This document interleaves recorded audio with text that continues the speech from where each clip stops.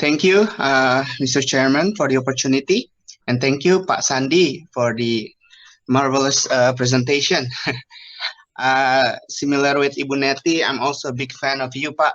And not only because of your previous candidature, but you as a personal, you are a role model for most of us, Pak. Um, my name is Majid, Pak. I'm working with the Director General of Immigration, Ministry of Law and Human Rights in Indonesia. As you know, I believe in the perspective or the philosophy of all immigration in all countries, we have a selective policy, Pak.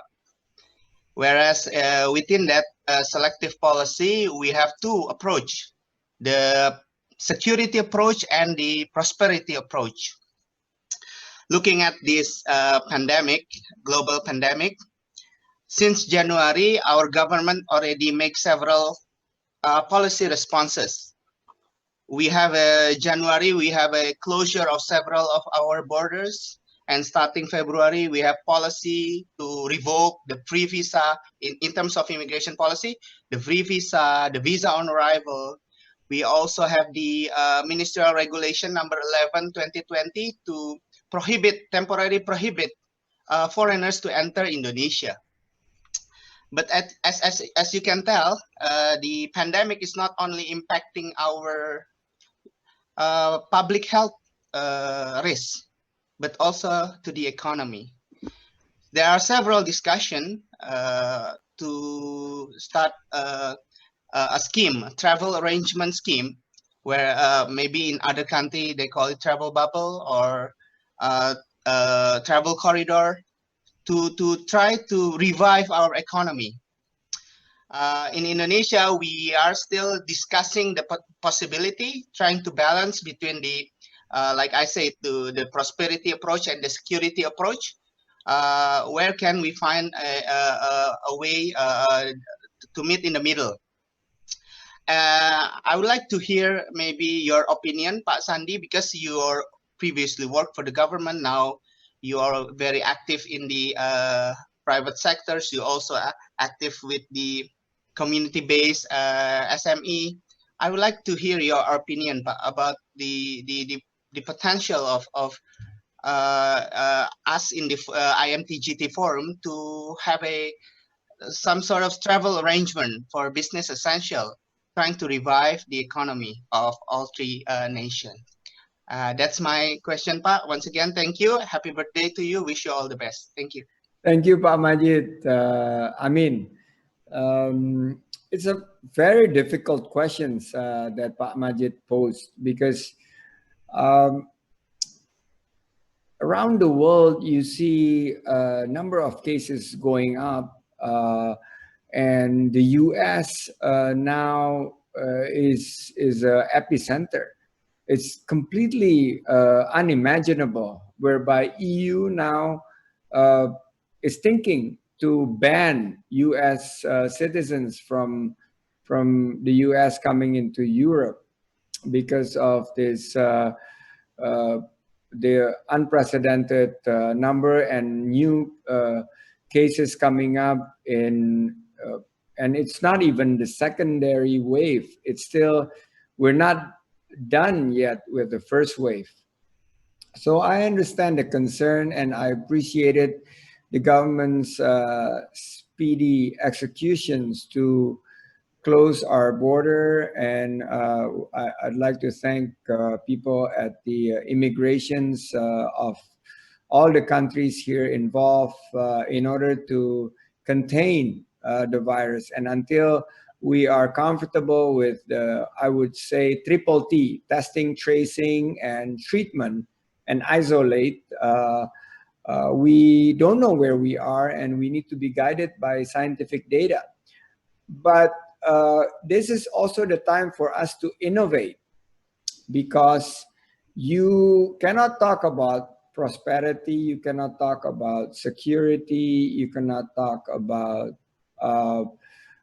this sharing of value or resources without this health crisis being right now as the priority is to make sure that you're on top of the health issues. And once that health issue is pretty much mapped and identified, and you're comfortable, the epidemiologists saying that this is probably the right time in terms of the public health risk factors as well as the impact to the economy.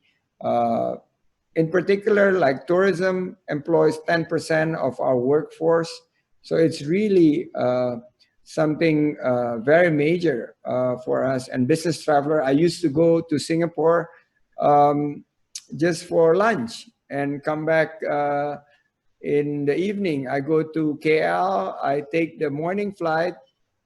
By mid-morning, I'm already on the express train from KLIA to the Central, Kuala Lumpur Central, and then we could conduct a meeting and come back. But nowadays, to be able to go, I was told that we may need testing result. We may need some additional paperwork. So, Pak Majid, I think we need to innovate to make sure that I guess the approach will be flexible, but to make sure that it is also on the best practice of making sure you contain the virus. The travel is going to be done on very as needed basis, because people are now going to be, until the vaccine is discovered, we are going to be very cautious in terms of flying. But there are ways for us to grow.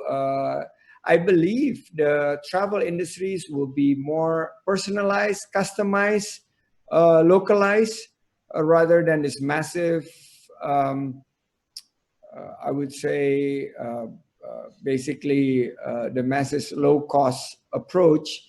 I think they will be approaching more to the risk factor as well as the resilient in terms of people movement.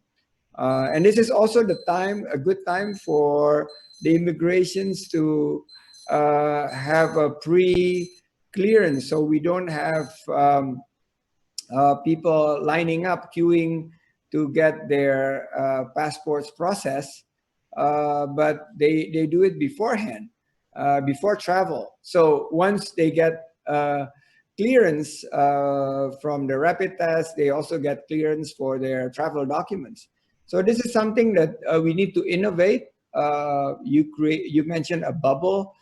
I don't think that there is a perfect bubble. There's always risk of people sitting side by side in an airplane, and just have to this face mask, personal hygiene.